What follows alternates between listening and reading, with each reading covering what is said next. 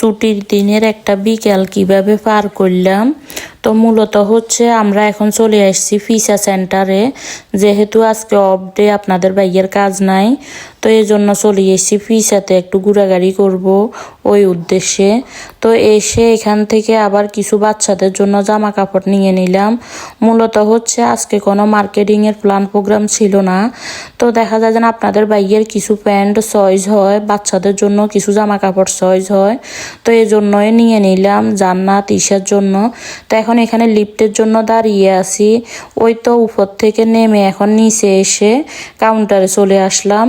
তো আপনাদের ভাইয়া বলতেছে আজকে আমি জান্নাতকে রাখি, তুমি কাউন্টারে যাও।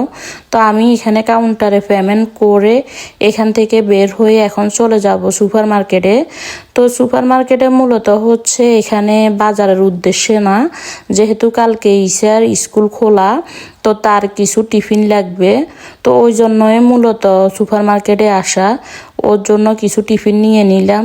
তো ওইখান থেকে বের হয়ে দেখি কেন জানি জান্নাত কান্না করতেছে। তো যাই হোক, ওইখান থেকে এখন চলে আসছি চিকেন দোকানে। তো আপনারা চিকেন দোকানটা পায় আমার ভিডিওতে দেখে থাকেন, কারণ এটাতে প্রচুর পরিমাণ খাওয়া পড়ে, সপ্তাহ 2-3 দিন তো মানে খাওয়া পড়ে, আর এখানকার খাবারটা অনেক মজা।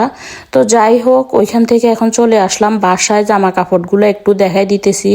তো আপনাদের কাছে আমার ভিডিওগুলো যদি ভালো লাগে সবাই কিন্তু শেয়ার দিয়ে দিবেন। তো আল্লাহ হাফেজ।